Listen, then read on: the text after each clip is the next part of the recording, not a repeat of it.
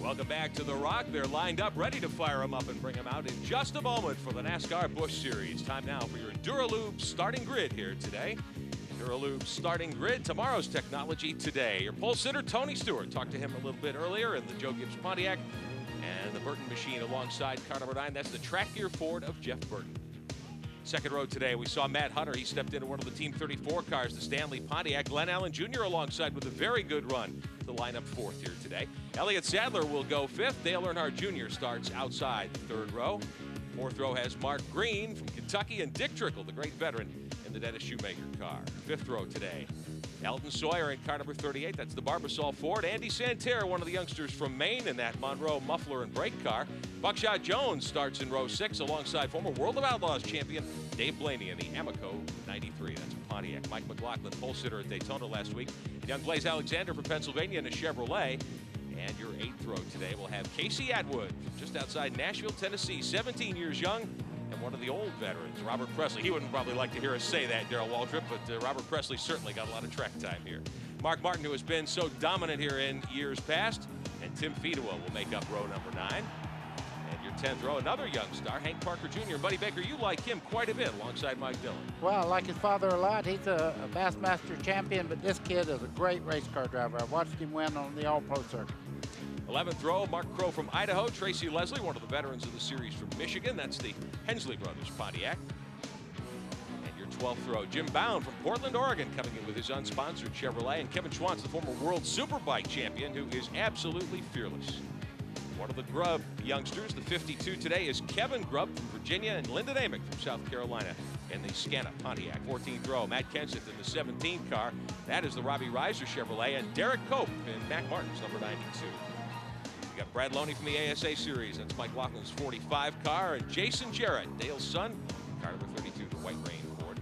Mike Cope, the former Slim Jim All-Pro Series champion, and Gary Layton in car number 46. Take you back, one of the great veterans, Phil Parsons in car number 10, and Shane Hall from South Carolina in the 85. Jeff Crow, Mark's brother. Joe Bessie in car number 6 from Maine, won at Dover last year on TNN. Randy LaJoie, the two-time Busch Series champion. What do you think, Darrell, coming from row 19? Has he got a shot today? Well, it's going to be hard, but yeah, he can do it. He's a tough driver, and he'll make it up there. Herbie Sadler will be alongside. Row 20 today will include Jason Keller and Jeff Purvis in the James Finch car. And also taking provisionals, D.B. Reeves in the Agajanian Curb 43, Mike Stefanik in the 96. And Larry Pearson will be shotgun on the field today, taking the past champions provisional in the Beverage Source Pontiac. Ready to go with 200 miles coming your way this afternoon. The GM Goodwrench Service Plus 200 on TNN Motorsports. We'll be back to roll them off for you in just a moment. Back live at North Carolina Speedway, The Rock, the NASCAR Busch Series coming your way today on TNN Motorsports. The GM Goodwrench Service Plus 243 cars ready to take the green. We'll take a look at our AutoZone race analysis as the clouds start to gather a little bit here. More than $417,000 up today in purse money. 43 starters will go 200 miles. Race record set 2 years ago, well, a year and a half ago. Mark Martin in the fall of '96, 124.397 miles an hour. And I think the key stat, gentlemen, Mark Martin's dominance here, 8 of 11. That's unbelievable at one racetrack. But you know, he's got a Taurus today. That's a little bit of an unknown for him in this series. And as well as he's starting so far back, he's handicapping himself a little bit more every time we come here. Well, Rick, I asked them about that, and they said, let me tell you about it. We're running the same springs, same shocks, everything. We'll be okay. How often, though, can you run the same setup one year to the next at a racetrack, especially with a new body style? Well, I think that's what most everybody does. You get a combination for a racetrack, it works. I don't care what you do. You got spring, shock, sway bar combination. It works. I don't care what you put it on. Probably take it off that Ford and put it on a Chevrolet and it works. He's got a little magic for this place, and he sure doesn't want to lose it. What about tire construction, though? Has Goodyear brought a new tire this weekend? The tires here are supposed to have a little bit more rubber on them because we all complain about the wear. As I said, 80 laps is about it. And they brought the tire with same construction, same blah, blah, blah, but this got a little wee bit more rubber on it. Hopefully you can run them a little bit longer. We've got 6 rides to take with you. Phil Parsons will have our Duralube in-car camera. Phil starts back in 33rd spot. Told me this morning he thinks he's got a really good race car today. The Stanley Tools in-car camera for Matt Hunter. He starts 3rd. Matt Hunter making his 2nd career Busch Series start. Winn-Dixie in-car camera from Mark Martin today. That'll be a good shot out of the 17th starting spot. And Randy LaJoie, our Channel Lock in-car camera today from way back in 37th. Had to take a provisional to make the show, the 2-time series champion. Shane Hall in the 85 car, our Durashine in-car camera. He lines up in 34th spot. And Mike Stefanik, the Big A Auto Parts machine. He has the Big A in-car camera for us today. Mike Stefanik won 2 NASCAR championships last season in the Modified Tour and also the Busch North Tour. It'll be interesting to watch how he performs today. Let's go to pit road quickly. Glenn Jarrett. Elton Sawyer had a great qualifying run. Ricky starts in 9th, but they had an engine problem yesterday. They patched it up for qualifying. They had to change engines. They are running the Daytona engine that they ran last week. They think it'll be fine. One last bit of advice from Sandy Jones, the crew chief for Elliott Sadler. He told Elliott, hey, don't try to take your bubble gum out of your mouth with your driving gloves on. Steve? Please. Steve Burns is on pit road for us today, too. Go ahead. Rick, Matt Hutter also had a great qualifying effort. As we said, he's starting 3rd, but this young man is very apprehensive. It's just his 2nd start. He said, we qualified great, but on long practice runs, I'm a little bit worried about the setup. We're awfully loose. You know, Matt is the son of Ron Hutter, the famous engine builder in so many series, and I don't know, he's been winning a lot of races up in Wisconsin and all, but this is a big step up for him. Only his 2nd race. Sure is. Safety car about to dive down onto pit road. We've got 200 miles of competition coming your way. Our first NASCAR coverage of 1998 on TNN Motorsports. We're glad you're with us. Tony Stewart is your pole sitter. Jeff Burton is alongside in row number 1. They come to the line. The green is out. We're underway at the Rock. And trouble already. One of the Crow brothers machines down inside. That's Mark Crow in the Clearwater car. He gets refired back on the speedway. Tony Stewart leads Burton down into 3. I don't know what happened to that 80 car. Did you see what happened? I did. On the very start there, a bunch of cars got 3 wide there. One car checked up and everybody started packing up, and he was just in a chain reaction there. Spun down onto the inside of the main straightaway. Fight for 3rd. Glenn Allen gets inside Matt Hutter to take the spot. Yeah, and trouble down the backstretch. We've got smoke from one automobile. That's the 80 of Crow. He was involved in that first lap incident. He's getting back to the pits.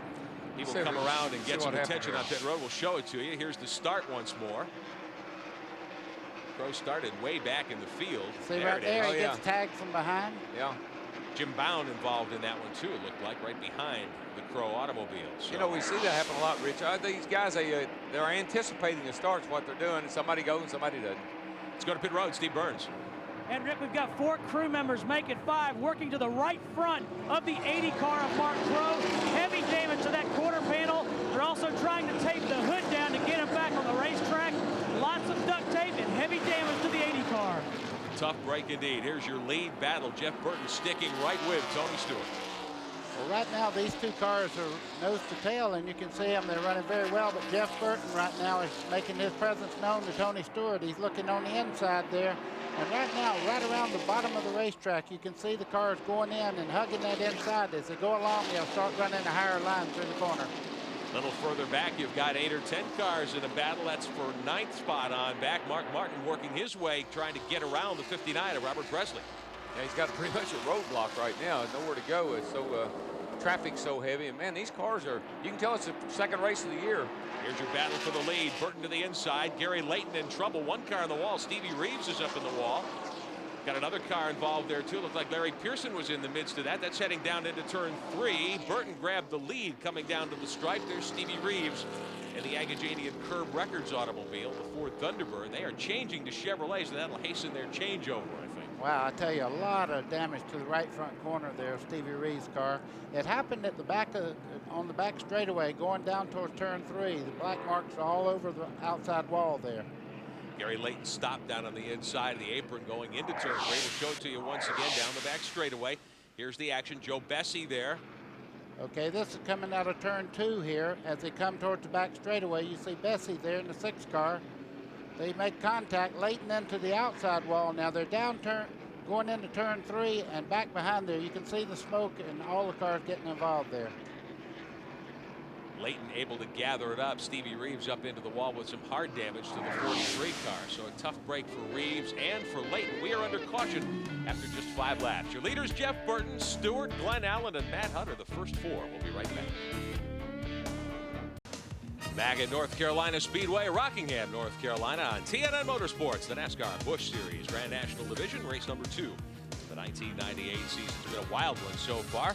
Remind me, you can check out country.com, your personal source for all things country, from race cars to country stars. Connect to country.com. We have a weekly race day commentary on there as well. And tomorrow, you'll be able to check out the in-car camera pictures from our coverage of the GM Goodwrench Service Plus 400, a webcast on country.com. Rockingham.com is also involved in that. And go online during the race broadcast tomorrow. You'll be able to get even more looks at what's going on via the in-car cameras that we will have here tomorrow.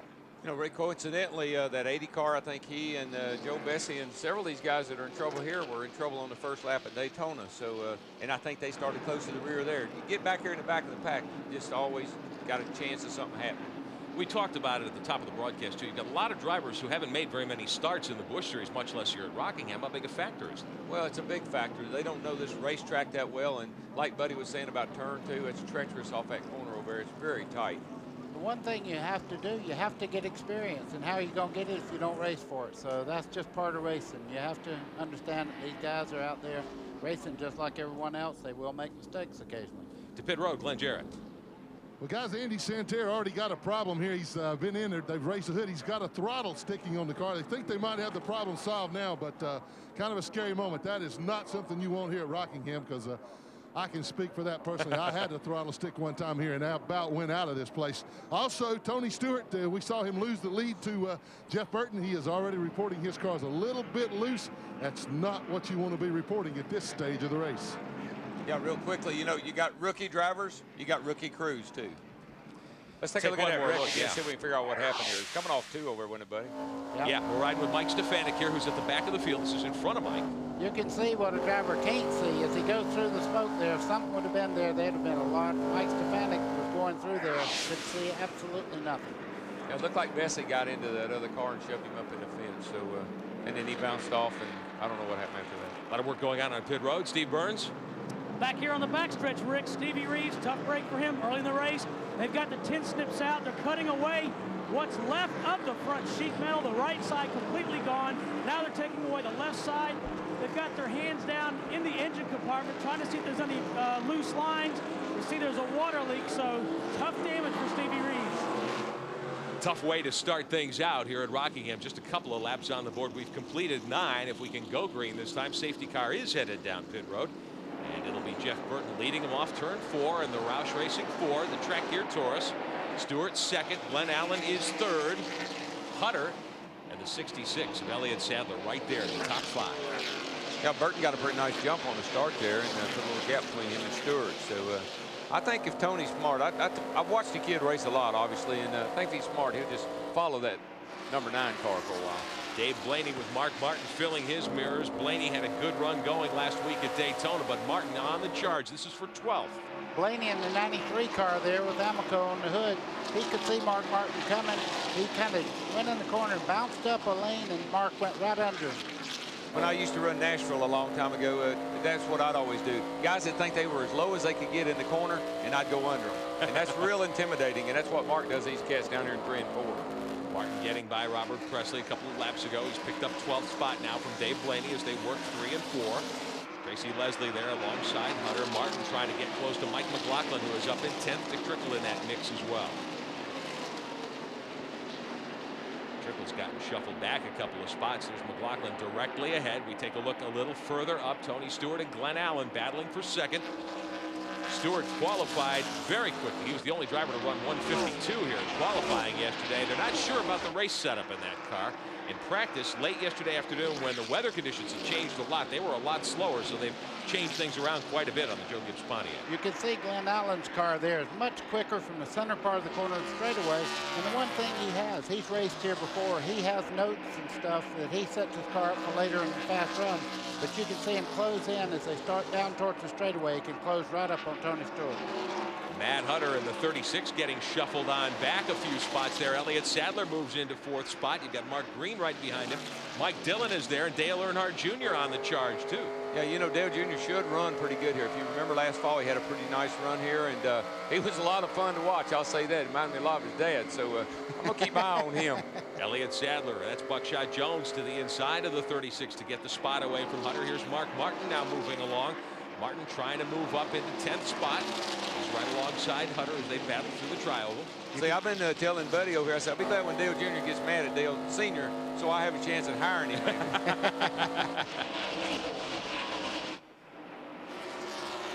Mike McLaughlin out of the inside of Hunter as they battle it out for 10th. Boy, Mark's right on the bottom of the racetrack, just like always. So he's got the race set up for sure. He may not have the qualifying set up, but he's got the race set up.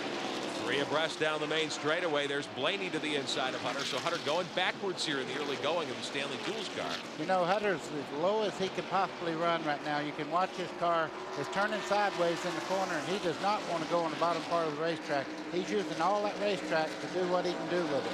See, when you're out there by yourself, and you can get around this racetrack real nicely, but when they come into turn 1 down here 3 wide, you've never been like that before, so you really got to, you don't know what to do. Randy LaJoie, as we take a look at the group he's running with, trying to come up through the field. LaJoie trying to work his way toward the top of the lineup here today. We ride on board with Phil Parsons. Check that, that's Randy LaJoie. Yeah, Phil Parsons, that's LaJoie's automobile. He's making a very nice charge to the front, about like we expected. He had a problem qualifying, but he won't be back in the back long, I don't think. Randy showing in 32nd spot. He's back there in a group of cars that includes the 45, Derek Cope in the 92, Jeff Purvis in the 4. Yeah, Jeff Purvis is running quite well. You can see he's going right along. Randy's real happy just following him right now. That was his spotter telling him he was clear as he starts down the back straightaway. Car down. Andy Santerre up ahead as well. We're listening to Randy LaJoie's spotter speak to him. Santerre is doing a great job too. He had to come in and make that pit stop, but that car is pretty fast, I'm telling you. Looks like he's been able to stay on the lead lap. LaJoie tracking Jeff Purvis as they work down into turn number 1. Santerre on the outside there. There's the 29 of Hermie Sadler. The 45 car, Brad Loney, the ASA veteran. Purvis had a great run last week at Daytona, run second, and he's doing a pretty good job here today. He's from up there about where the Casey Atwood kid is from. They're all north side of Nashville. Me and some other boys were on the south side of Nashville. Middle Tennessee. Middle Tennessee. Kevin Schwantz doing nicely too, sitting 25th there in car number 88. Steve Burns, what are they thinking down there in the Larry Lockerbie pits? Well, you guys were talking about Tennessee boys. The spotter for Casey Atwood is none other than Bobby Hamilton, the driver of the Kodak car. That's some veteran help to have up on the top. What does it do to have a guy who's got great experience on that spot rate? Well, there again, when they go into turn 1 down here like they're doing right there, 3 wide, you know which lane to, you know whether to tell him to whoa up and let those other guys go or go on down in there yourself. You know what the preferred line is. This is the battle for 26th through 32nd spot. Here's LaJoie trying to get inside Purvis. They battle for 29th. Boy, it's getting tight back in that pack. I was just looking right there. I was kind of drawing my feet up here because I know what it's like coming off turn 2 with cars up under you and one on the outside. You know you got a pretty good race going on when your whole television screen is covered up with race cars. Jason Keller getting into that group as well, along with Schwantz down the backstretch. Here's LaJoie starting to pick him off now. Randy on the move. LaJoie moving to 28th spot. Remember, he started back in 37th, and we've only put 22 laps on the board. And you got to also remember this. He has got to hustle. When you're at 4 back in the field, you've got to hustle through the traffic so you don't go a jeopardy going a lap down. LaJoie now battling with the 45 of Loney. This is for 28th, and he gets by on the outside. The 2-time Busch Series champion who clinched his 2nd title here last year in the fall, about 5 months ago. There's Dick Trickle, Matt Kenseth, Tim Fedua, and Matt Hunter. That's a battle much closer to the front. They're running 10th, 11th, 12th, 13th back there. Hunter at the moment started up at the front. He's being shown back in 17th spot, so this pack of cars a little further back in the running order right now. Looks like car 55 could be having a problem. Blaze Alexander in the 20, sitting 18th, being patient. Had a couple of problems in the first 5 laps if you're just joining us. Mark Crowe spun on the green flag, no caution. Then we had an altercation involving Stevie Reeves and Gary Layton just 5 laps in. This is the front of the pack. Jeff Burton got by Tony Stewart a few laps back. He is your leader. Stewart about 3 seconds back. We'll be right back. Back live at North Carolina Speedway on TNN Motorsports, the NASCAR Busch Series. Today, the GM Goodwrench Service Plus 200. Rick Benjamin, Darrell Waltrip, Buddy Baker topside. Steve Burns and Glenn Jarrett are on pit road. Jeff Burton there, your leader. guess who is on the move? Mark Martin is battling for fifth, trying to get by Mark Green for the spot out of turn 4. It won't take long. Mark Green knows he's on the inside, going down into 1. He'll check up and let Mark go right on by. This early in the race, you'd rather follow him than try to hold him up. He has set up every pass in turn 3 and 4. If you keep an eye on him, he's got that left front wheel under the white line, and I mean, he is digging. Speaking of digging, Randy LaJoie is digging hard. Started 37th today. He's come to 24th here in the first 33 laps. Moving by Blaze Alexander to gain a spot to 23rd. Steve Burns, are they happy with the 74 car down there? Yeah, very much so, Rick. The crew members are applauding every lap. Now, the reason he started so far back, he got very loose at qualifying. He got down on the apron and shot him back up to the wall, but he never hit the wall. Talked to Steve Burns, the crew chief, this morning.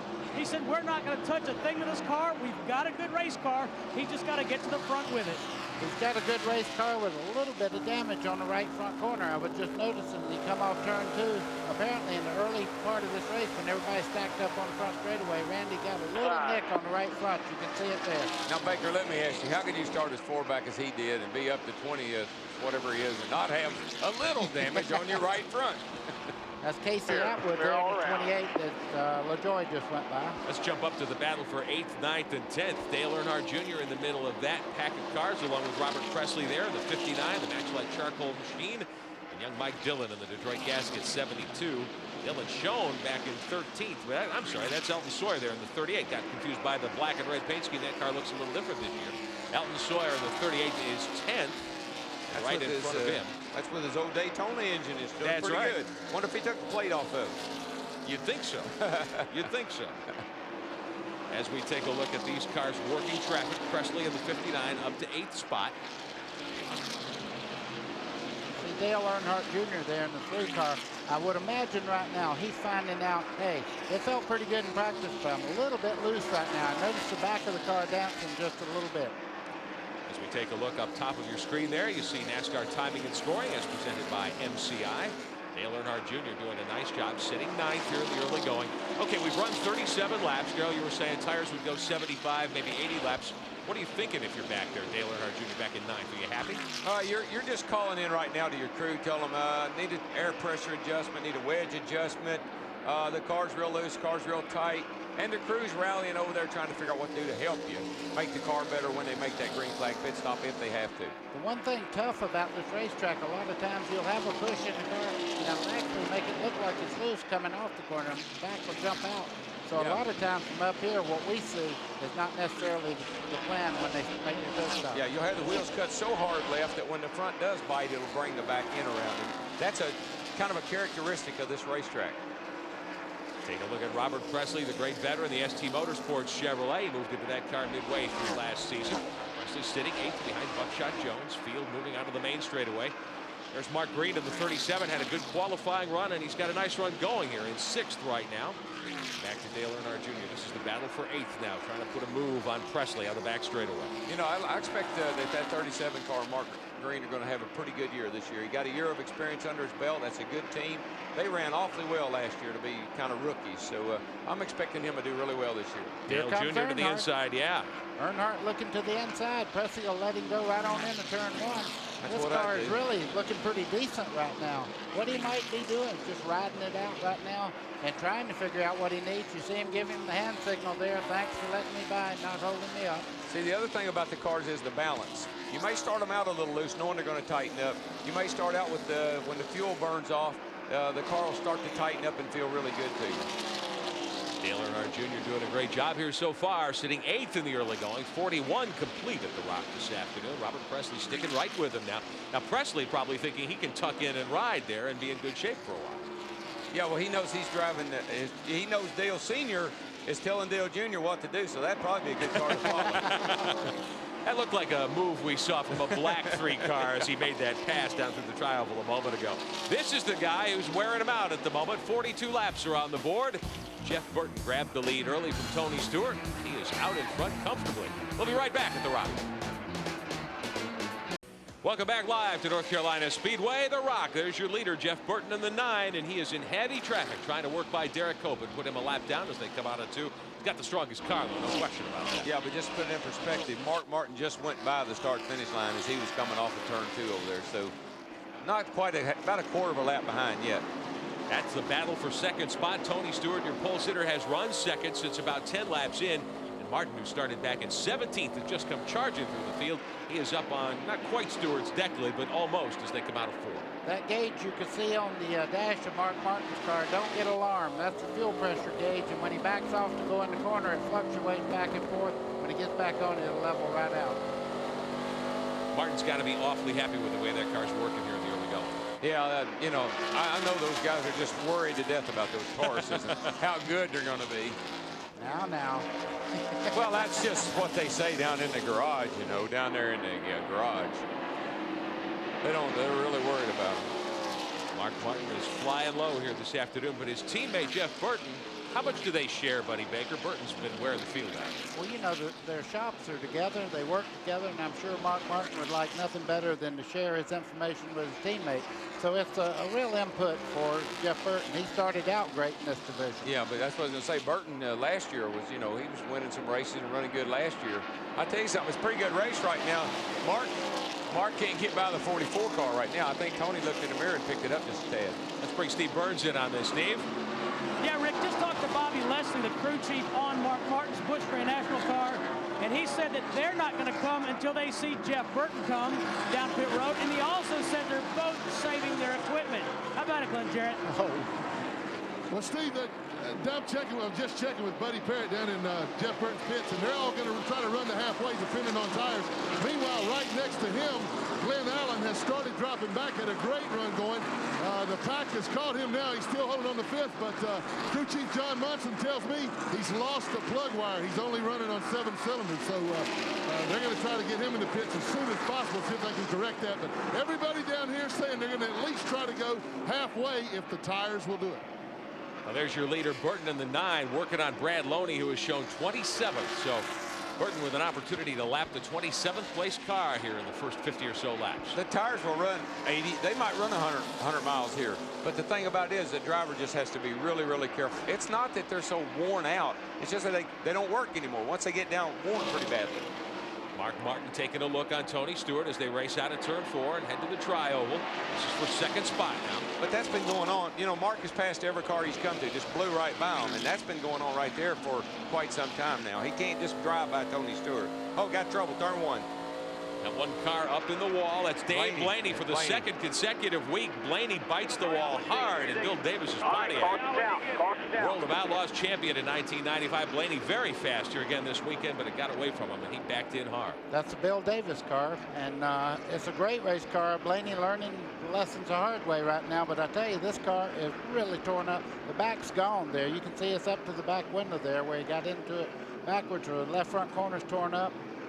See, that's the rookie coming out in him. He was going into turn 1. He got a car underneath of you. That's where the spotter's got to say, buddy, let him go, because that's exactly what can happen. It gets tight getting into turn 1. Our third caution of the afternoon comes out on lap 55 for Dave Blaney, the Ohio star. Young driver of incredible talent, just a maestro in a sprint car. Ran several ARCA races the last couple of years with Stan Hubbard's Ford team and did very, very well. Made the jump this year with Amoco backing into the NASCAR Busch Series, planning 22 races this year. Boy, these guys are waiting to get down pit road right now. Here comes the leader down pit road as we speak. Safety crew over to check on Dave Blaney. Leader is on pit road. Another thing, Rich, about the tires, when they start to go away, the car gets a little unpredictable, and things that you were able to do earlier in the race you can't do. And again, a rookie will have a problem like that. Let's go to pit road. Steve Burns. And Mark Martin is in, Rick. And you talked about the team racing of Roush Racing. Some of Chad Little's pit crew members from the Winston Cup team changing tires, carrying tires on the right side. It's going to be 4 tires and gas only for Mark Martin. Glenn Jarrett. Well, Jeff Burton is in. They had a little trouble on the right side. As you say, it's down there with Martin's car. It'll also be 4 tires of fuel here. Jeff is down and away. He beats everybody out. Tony Stewart is in down here, and Glenn Allen has got the hood up. They're trying to fix that plug wire. Mark Martin goes by, I believe, in 3rd place. Tony Stewart's bunched the Joe Gibbs team with a good pit stop, it looked like, for Stewart. They got him down and away nicely. Here's Glenn Allen Jr.'s machine. We told you a few moments ago, plug wire troubles. Glenn Jarrett. All right. They've got, you can see in their hand there, they've changed all the plug wires, so, or they had them all in their hand to change them all. They did find it. I can hear the car running now. It seems to be hitting on all 8 cylinders. Nope. No, Sounds like it's just a little ragged, pulling out yet. So I got a feeling he'll be back in next time. So the Luxair team will have to work on that. Dave Blaney is out of the Amoco Pontiac, and he has taken a breath. His helmet is off. Certainly good news. Let's show it to you again. Get a look at Blaney here on the outside. Yeah, here he is going down into turn 1 on the outside there, and this car, I don't know if he touched him or not from high this high up. I can't tell, but it looked pretty close. Let's look at a tighter shot here. We have several angles. You can see going down in the corner there, Blaney on the outside. Yeah. This car is all the way on the bottom there. Wow. It looked from that view as though Blaney might have turned in a little too much. Yeah, well, that's what happens. I mean, you got to look at it 2 ways. First of all, he's got to make that turn. You know, people always say, oh, he cut in front of him. Well, he did, but he's got to make that turn just like the guy on the inside does, but the angles are so different. The guy on the inside's down low, the guy on the outside swings down in front of him, and they collide. Tough way to start your Busch Grand National career for young Dave Blaney. Second week in a row, his car has come back on a rollback. We're live at North Carolina Speedway on TNN Motorsports for the NASCAR Busch Series. We'll be right back. We are back at North Carolina Speedway in Rockingham, North Carolina, the NASCAR Busch Series. Today, the GM Goodwrench Service Plus 200. As we take a look, the driver's getting ready to refire after the caution for Dave Blaney's trip into the wall up in turn 1 a few moments ago, and Bill Davis Pontiac and a hard hit indeed. As we take a look at some of our onboard cameras for you today. Shane Hall's ride. He's getting ready to go again. Buddy Baker. You can see Phil Parsons, several of the cars going back and forth. You pick up an incredible amount of rubber on the tires just running around here slow. You really have to shake them back and forth like that and get rid of all the stuff on the tire itself. Yeah, and then another thing, buddy, after a caution, you got your air pressure real low. Yeah. And just in a couple of laps of wiggling around like that, you can get a couple of pounds of buildup. Let's go back to pit road. Glenn Jarrett. And Glenn Allen is back again in the 99 Luxair Chevrolet, guys, and he has still got that problem. The number 3 cylinder is dead, but in all their stops, they haven't changed tires. That's what they're doing now. We're ready for a restart. Looks that way. Safety car is in. Jeff Burton will bring them down for the restart. There's the 80 of Jeff Crow coming down on pit road 2, and we are back racing. 62 laps are on the board, and your leader is Burton. And there isn't anybody who can stay with it. Here comes Martin as they come down the back straightaway. You see him looking on the outside there. He's moved all the way up to 3rd place right now. And now as he goes down in the corner, Mark Martin got to 2nd place. Yeah, he had a real good bite off on the outside off of 2 over there, and it kind of, Tony almost just had to let him go or else get into him. Mark Martin takes the opportunity off the restart to come around to 2nd spot. There's a battle a little further back in the pack. Derek Cope involved in that mix of cars. Jr. back there as well. Everybody tracing the 2 Roush Fords at the moment. Burton and Martin. We look a little further back in the pack. There's Buckshot Jones, Dale Earnhardt Jr.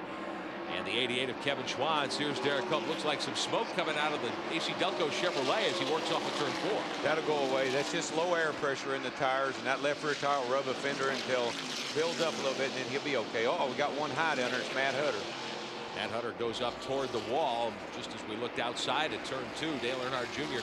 at speed at the moment as the field moves down the back straightaway, just restarting after the Dave Blaney incident a few moments ago. We go on board with Matt Hutter in the Stanley Pontiac. Outside. That was Larry Pearson on the outside there. You can see right now Matt Hutter must have fixed his car. He's running well. Looking inside. Down into turn 1, Randy LaJoie working his way up through the pack. His teammate Tim Fedewa right with him. Joe Bessie there as well. They're a little further back in the pack.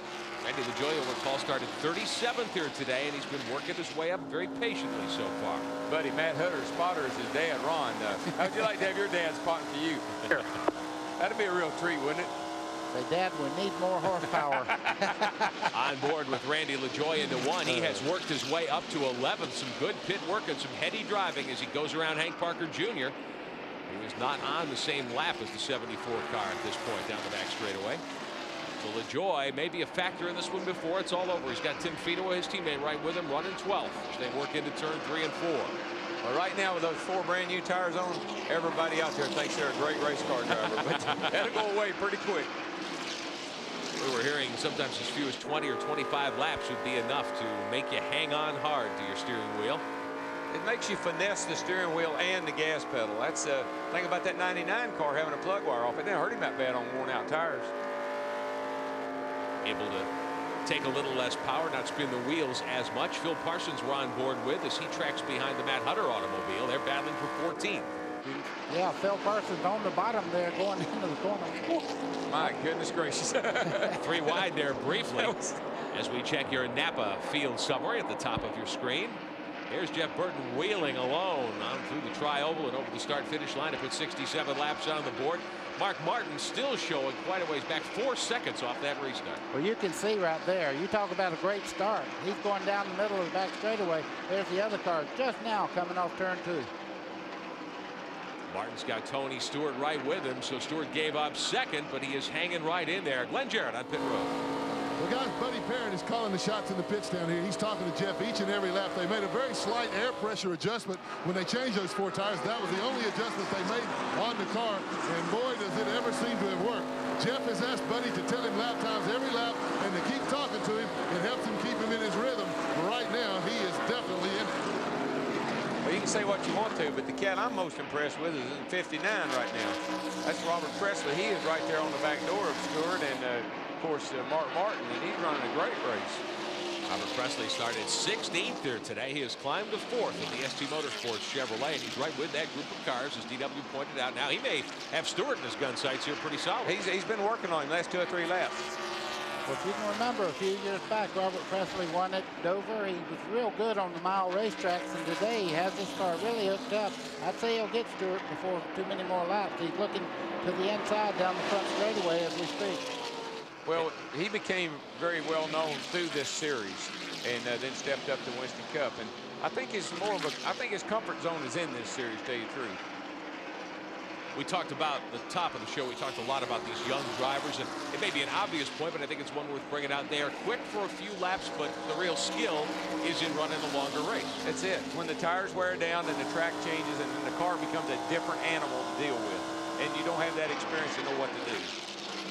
Elliott Sadler is one young driver, though, who has picked up a lot of experience quickly, and he is looking awfully strong, sitting 8th there in the Phillips 66 Chevrolet. Well, Rich, it's the same old story. There are exceptions. I mean, some guys seem to be able to drive these things, and some guys don't ever get the hang of it. Well, you see Dale Earnhardt Jr. right there on the back of Elliott Sadler. He's really showing a lot of maturity here. This is not an easy racetrack to run. Dale Earnhardt Jr. doing a great job, hanging right on the bottom of the racetrack there. He's working on a guy that's won several times in this division, and he's just beginning here. So this is very impressive run. Dale Earnhardt Jr. making his 11th career Busch Series start today, and he had that incredible tumble last week at Daytona. Buddy, you were there. DW, you were there. We all saw it happen. What's it like to have to strap in a week later after something like that? Well, it's pretty nerve-wracking, especially when it was your dad's car. Yeah, that was always the roughest part. I can remember that on the streets. You know what it was like when you wrecked Dad's car, so you can imagine. I drove for my father, and that was the worst part of all of it, believe me. On board with Randy LaJoie as he works up through the field. LaJoie is moving up nicely, still 11th. There's Presley working on Stewart for 3rd spot. You know, usually Mark Martin just runs off and leaves people, but Tony Stewart is showing me something. He's right there with the 60 car, Mark Martin. He's maybe a car length, 2 car lengths back, but he's running a very, very smart and good race today. Yeah, you know, when he caught Tony a while ago, he didn't just blow by him and go on, and so that tells me Tony's car is pretty darn good. And he is an incredible race driver. Anybody who's watched him wheel in any racing league machine, or as we did at Daytona last week, he took his dirt track late model down there and raced a couple of nights while he was preparing for the Busch Series opener. You know, you got to like him. You got to like what he does, because he races 5 nights a week. It might be on a go-kart, it might be in a midget, it might be in a champ car, but you got to like him. Well, Robert Presley likes him right now. He's staying close enough to let him know it, too. This is the battle for 3rd spot. We've got 122 trips to go around the Rock today. Don't forget tomorrow our coverage of the GM Goodwrench Service Plus 400, the NASCAR Winston Cup Series, on the air at 12:30 Eastern Time on TNN Motorsports. That is the 4th place car, and here's your race leader, car number 9. That's the Jeff Burton Ford. The track gear machine out of the Roush shops. He's going to put Kevin Schwantz a lap down as they work down the main straightaway. Big crowd on hand for the 2nd race of the year for the NASCAR Busch Series at the Rock. We'll be right back. This is just the start of a doubleheader motorsports weekend on TNN. We're back here tomorrow at North Carolina Speedway at 12 o'clock Eastern Time for our pre-race coverage on TNN Motorsports. The GM Goodwrench Service Plus 400 for the NASCAR Winston Cup cars. We'll be on the air at 11:30 Eastern tomorrow on race day to set things up for you. And then we'll come to the Speedway at 12 o'clock Eastern time. Eli Gold will be here tomorrow with Buddy Baker and Dick Bergman, and they'll set things up for you. We've got a full afternoon of motorsports coming your way on TNN tomorrow. There is the battle for second, third, and fourth. Tony Stewart right there behind Martin with Presley. He was less than a half a car length back, and they got into some lap traffic, and Tony lost a little bit of ground to him. It seems to me right now that Tony Stewart may be just a little bit quicker than Mark Martin. Yeah, he may be. And I also noticed watching some of these cats, they're starting to plow some new ground. The groove seems to be moving up just a little wee bit. A lot of these slower guys are starting to run up higher and higher. Robert Presley, so impressive so far today in the early going in the charcoal machine, the Matchlight Charcoal Chevrolet. But as you can see, just behind them, the war goes on. Look at this, 3 wide down into turn 1. I tell you, I've seen more 3 wide racing into turn 1 today than I've seen in 20 years here. Dale Earnhardt Jr. up to 8th. We got a glimpse of him a moment ago. Kevin Schwantz goes another lap down. Watch Mike McLaughlin. You all were talking a moment ago. McLaughlin dove inside, made it 3 wide into 3 to pick up a spot just a few moments back. So he's really rolling here today. Yeah, strong. And you may say, well, so what, DW? Well, what I'm trying to tell you is, folks, they're making it. That's the difference. Taking a look at Buckshot Jones there. There's Schwantz in the 88, Dale Jr. in the 3, the 17 of Matt Kenseth. This is for 7th, 8th, and 9th. Schwantz is not in that group of cars in terms of his lap. And Randy LaJoie in the 74 car, the defending champion in this group here. Started way back, but buddy, he's coming to the front. We hadn't said much. Is he up to 10? Yeah. Hadn't said much about him lately. The 17 of Kenseth, by the way, also started pretty far back in 27th spot today as we take you inside the Fina Chevrolet, the base motorsports machine of the 2-time Busch Series champion from Norwalk, Connecticut. Randy LaJoie down the back straightaway watching Kenseth. Kenseth and his Robbie Reiser team talked to them for a while this morning. Interesting, they have put Lycos on the car as a thank you this weekend for Lycos' backing, the internet search engine company. They supported the team in a one-off at Daytona last week, and they put the decals back on the car just to say we appreciate your backing. So maybe that will lead to something for that team for the entire season. There's the progress that Randy LaJoie has made here this afternoon. Dale Earnhardt Jr. there in the 3. He's looking Buckshot Jones over in the 00 there. I mean, they are running very, very close. At times, it looks like they were almost touching. They've been that way for quite some time, buddy. That's 2 young guys there that really, they're really respecting each other right now. I'll say that. Dale Jr. has been kind to Buckshot and vice versa. Andy Santerre in that group of cars, although not in the group in terms of the lap he is on. Obviously a slower automobile at this point. Dale Jr. slipped up a little high there, it looked like, as he worked into 3. Well, he went by that lap car of Santerre getting in the corner. Once you get offline there, you have to let it drift to make it hard to get off the corner. And, you know, looking back up front there at Stewart, hanging with Mark Martin, that's the best thing Tony Stewart could do right now. Santerre very loose coming off turn 2 there. He just barely did get that car back straight. He tried to keep the power on underneath the lap cars there, and he almost spun it out. Santerre slowing sharply. He's a lap down, and he is losing a ton of ground, being shown back in 26th. We take a look at the 33 of Tim Fedewa.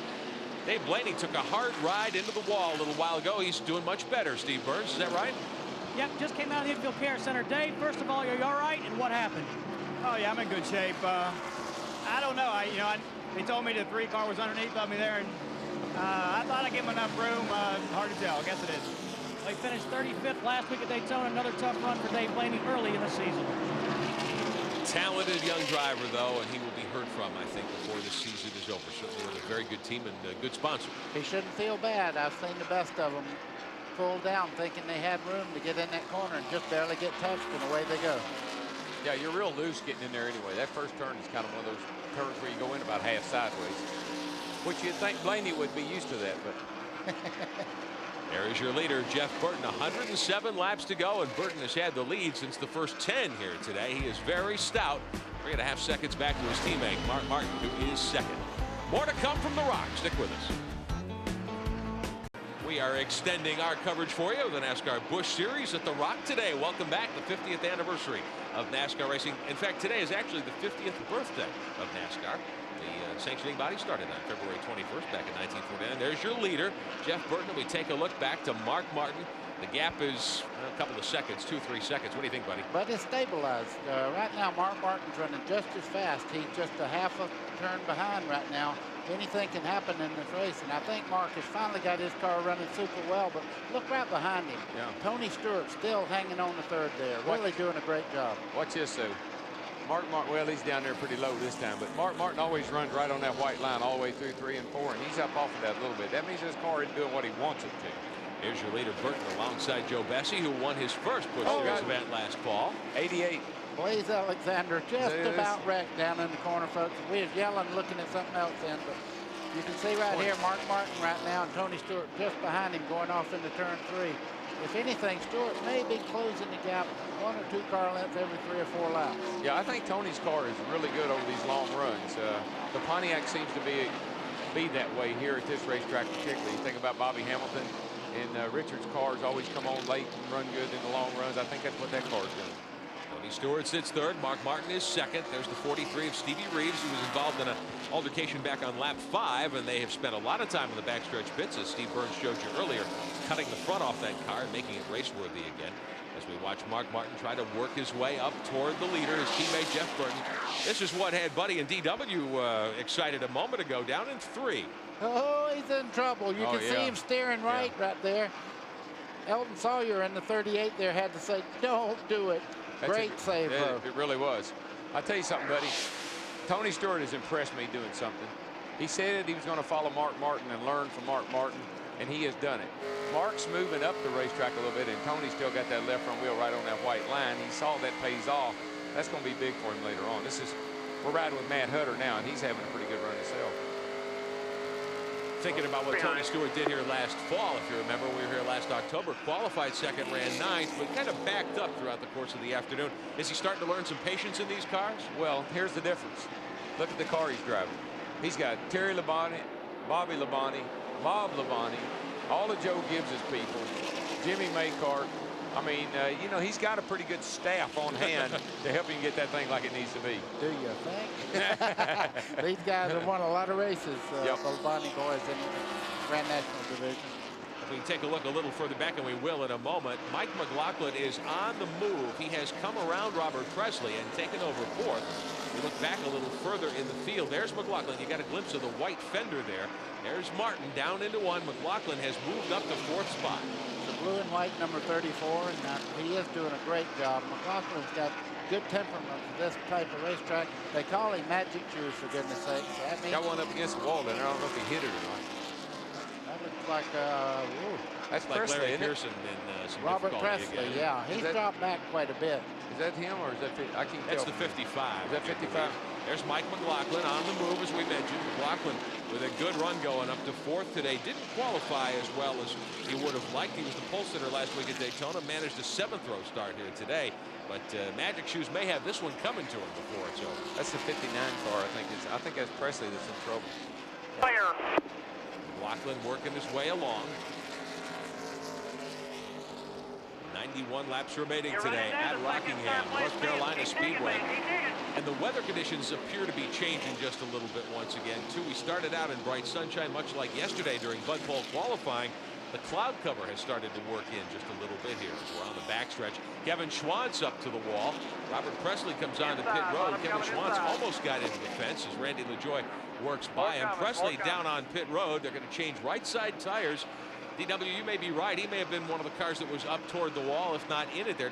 We don't see any body damage. No, it was him. Yeah, he didn't hit the wall, but he got up there next to it. I think he's got a tire down. And Let's bring it in. Let's take a look at Kevin Schwantz's difficulty here a moment ago, too.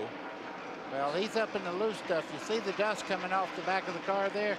You see the back fishtail a little bit? Very lucky not to get into the wall. And that's just a byproduct of worn out tires is what it is. These guys run hard after these restarts trying to stay on the lead lap, and they just knock the tires right off of them.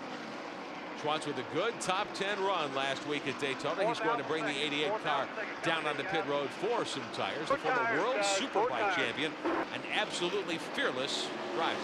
Jeff Burton is still out in front in car number 9 with 88 laps remaining. Burton sitting on a lead of about 3 seconds over his teammate, Mark Martin. We'll be back with more at North Carolina Speedway. Keep it here on TNN. Back to Rockingham, North Carolina. We're under caution for the third time today. There's your leader, Jeff Burton, and here, we think, is why the yellow has flown. Buckshot Jones with heavy damage to the left front corner of the Bear Pontiac, the 00 car. I believe that happened when he was trying to, there was a 51 car tried to turn down pit lane right back here in the middle of 3 and 4, and these guys run up on him. I believe that's when that happened. They're going to have to cut some of that away. You see that one piece of metal there on Buckshot's car right near the driver's compartment. We don't want that to swing up, maybe get into the driver itself. But you know, looking at the car, the damage is the fender area, but his valgus and his nose and all are still there, so he may not be that bad off. Leaders down on pit road.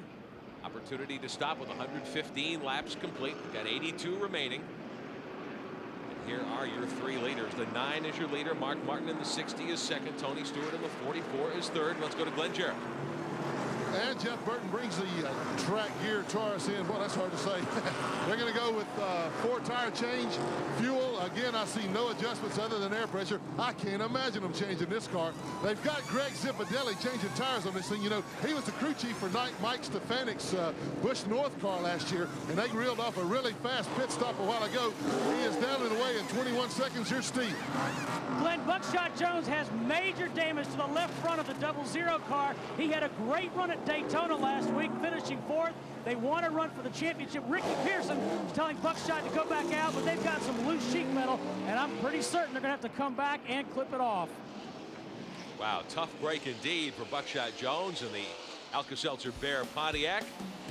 Hoping to put 2 consecutive good runs together here this week at the Rock, but they've got a lot of work to do. We'll be back with more. Welcome back to North Carolina Speedway, Rockingham, North Carolina. There's the owner of the 2 cars that have been dominating the show here today. Jack Roush watching Jeff Burton and Mark Martin run 1-2, but after this round of pit stops, that may change. Time now for our AutoZone Tech Fact. Busch Grand National teams facing some new rule changes for 1998. Glenn Jarrett takes you to the garage area to check them out. The only major change in the NASCAR Busch Series cars over the winter were the side panels right here. They have made them straight up and down, just exactly like the Winston Cup car. Now, in years past, this side panel rolled under more like a regular stock car. NASCAR mandated this change to actually take effect for 1999. They gave the teams the option to go ahead and do it, and every one of them did it because it helps the downforce on the car, makes the car drive better, therefore it's a little faster. The reason for doing it was twofold. Number one, to standardize the Busch cars with the Winston Cup cars so that Winston Cup officials could work on Busch cars and vice versa. Also, it helps the driver get a better, truer feel in a Busch car as to exactly what a Winston Cup car is going to feel like when he makes that change. All right, thank you, Glenn. Brought to you by AutoZone, the more than 1,750 AutoZone stores across America. AutoZone for the best parts in auto parts. Here's a look at what happened with the leaders on pit road. Jeff Burton went in as your leader, comes out second. Mark Martin lost a couple of spots, but Glenn Jarrett, Tony Stewart picked up. He's going to lead the pack to green. Oh, absolutely. He went right to the front of the pack, had a great pit stop. You know, you guys were talking about the guys that helped Tony Stewart get to where he is. Joe Gibbs, Jimmy Makar, Bobby Labonte, Terry Labonte. This man right here, Bryant Frazier, is the active crew chief on race day. Now, Bryant was the crew chief of Steve Grissom when he won the 1993 Busch Series Championship. Bryant knows his way around the race car, too. You can tell. Here's Steve. Well, Glenn, you talked about Mike McLaughlin having a good run. They came in and absolutely nailed a pit stop, changed 4 tires and got back out. Also talked to Buckshot Jones' crew. They said that Buckshot hit the 51 car of Jim Bound. Bound had blown a tire and basically come to a stop on the racetrack, and we're ready to go green. Safety car down pit road. Tony Stewart, your restart leader. 77 laps to go. This is the first time that Tony Stewart has led a Busch Series race. Tony needs to get down into turn 1. Robert Presley went a lap down with the problems he had with the tire. You see him fighting to get that lap back as they head down towards the back straightaway. Right now, he is trying to make up that lap. Yeah, and he's got a fast car, and he should be very capable of doing that. And now's your best chance when the cars are all bunched up like this. The 92, Derek Cope, he's got the same idea. You see him looking on the inside, 3 wide down the front straightaway, looking into turn 1. Tony Stewart hanging on the outside. He is your race leader. Presley, as we mentioned, about to go a lap down. Stewart pushes high. Derek Cope right back there with him, too. Former leader Jeff Burton second, right behind Stewart. Think about another change in this series, buddy. Last year, the leaders lined up on the inside. This year they line up on the outside just like the Winston Cup cars do. They're and trying you see to make, what's happening. Oh my, Robert Presley almost crashed there. Wow. Derek Cope to the inside. He may be the one to get the shot at Stewart. Stewart takes advantage to gather up about a 5-car length lead. Right now they're all gathering up. Gathering up their breath. Mark Martin now and Mike McLaughlin. This is the race for third. Door to door into 3. McLaughlin high. Martin is low. And Martin gets by to reclaim third spot. Not yet. He's still got to fight down that front straightaway. You see Tony Stewart, though, he's got a new guy there, Derek Cope in the 92 fighting to try to get back in this lead lap. And they have to do that. I know you're thinking, why are they doing this to the leader? If you make up that lap, you've really done something. Yeah, obviously Cope's got a very fast car. I mean, he's passing the leader of the race. So if he can get back on the lead lap, he's got a chance. Needs a caution probably to come around and challenge. Stewart in the 44-year leader. Burton in the 9 is second. Presley a lap down in the 59. He's been in the lead group much of the day. And Mark Martin did get by McLaughlin there. They were fighting that. It looked like McLaughlin had the spot on him, but Mark Martin moved just right out in front of him there. Down into turn 3, Derek Cope back on the lead lap. He is back in 24th spot. Last car on the lead lap. Here's Burton now challenging Stewart off of 4. Darrell, you can see it coming. Jeff Burton can run a lower line up off the corner than Stewart. I think he'll get him before too long here. What I see coming is a huge wreck back there behind them. Golly, if them guys could see behind them, they would drive. No wonder they're driving so fast. Let's get an update from pit road.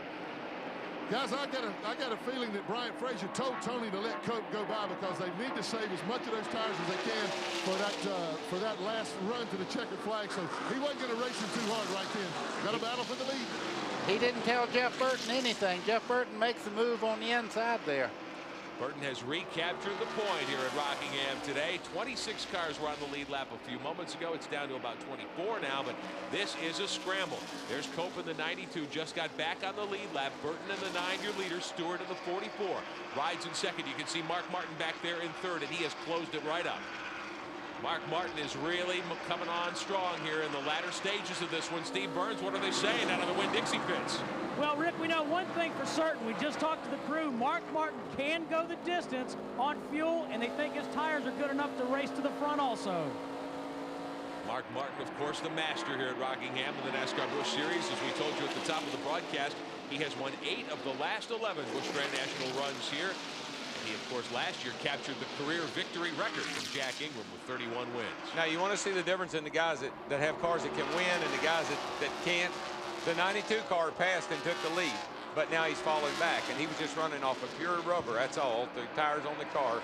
Chassis is now coming into play. 3 wide. Whoa. Mark Green to the inside. Tim Fedewa, Dick Trickle in the battle for 7th, 8th, 9th. Dick Trickle and Fedewa just about crashed.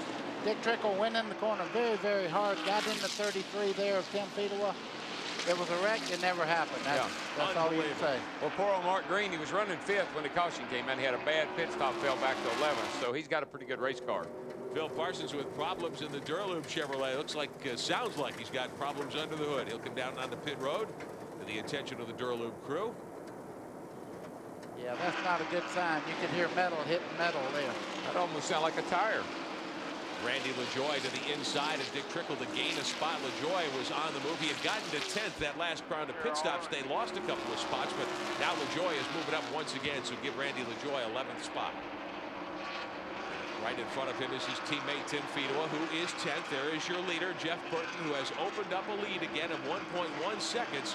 So Tony Stewart has not been able to stay real close since giving up the lead. Team owner Joe Gibbs watches his young driver ride second at Rockingham. Welcome back to North Carolina Speedway on TNN Motorsports, the GM Goodwrench Service Plus 200 today. Live coverage, our first live NASCAR event of 1998 on TNN. I'm Rick Benjamin, Buddy Baker, Darrell Waltrip, top side here on pit road. Steve Burns and Glenn Jarrett today. And this guy, Jeff Burton, has just put the hurt on him, Buddy Baker. He has that. It's been smooth for him, but other people in this field hadn't had it that easy today. I tell you, it's been some close calls on several times during the race today where people were in a lot of trouble. Burton all by himself, stretching the advantage out over Tony Stewart. Here's the 52, one of the two Grubb machines. This is Kevin Grubb in the Crestar Bank car, and he has had a difficult afternoon. Look at this off of turn 4, buddy. You see Grubbs right there. Oh, he gets tagged from behind. Very lucky to hang on to that car. Gets it back under control on the flat part of the shoulder there, the racetrack. Wow, was he lucky. Good thing this is a tri-oval, because he needed all that room to get that thing back under control. There's the car he almost tangled with. Brad Loney in the 45. Glenn Allen Jr. back there. Buckshot Jones with problems in the 36 of Matt Hutter. Buckshot Jones had all that damage to the left front corner of the car. Hutter has been skating in the 36 car. As we watch this group work down the back straightaway, Hutter in the 36 started toward the front today, but has not been able to hang on. He's back in 19th spot on the lead lap. Buckshot Jones back at 21st. Loney has shown 20th, so that's a battle for position back there. You can see a lot of rubber buildup on the outside of the groove there from the camera angle. When you get in there, it's just like hitting sand, boy. You can really get in the wall in a hurry. A lot of buildup on the outside of the groove. Glenn Allen in the 99, another driver who qualified very well and started up front. He's had a range of problems today, shown back in 31st spot right now. The way that thing sounded earlier, I'm surprised he's still going. Yeah. He's moving along pretty well. The 5 cars very close together, back in the pack, running around 18th, 19th, 20th spot. Let's head down to the garage area. Steve Burns. With Phil Parsons, had a great start at Daytona, finished in the top 10. Phil, what put you out today? Well, we blew the motor. This is an engine we had left over from last year. Carl Wagner's doing our stuff this year.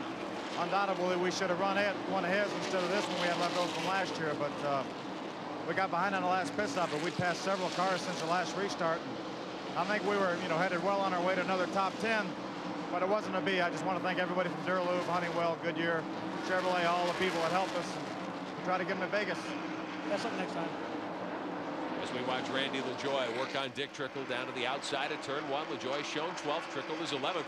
Trickle's machine with some body damage, it looked like, too, buddy, on the way by. Yeah, he's had contact with Tim Fedewa not long ago and got a little body damage there. They slid into each other, both of them racing very hard. And right now, the tires are getting really slick. The fuel load's getting down. These cars are beginning to skate just a little bit. And if you look at the racing surface, it's gotten much darker, which means it's got a lot of rubber and oil on it, too, which just adds to all the problems. Makes it all slicker and slimier and slipping and sliding.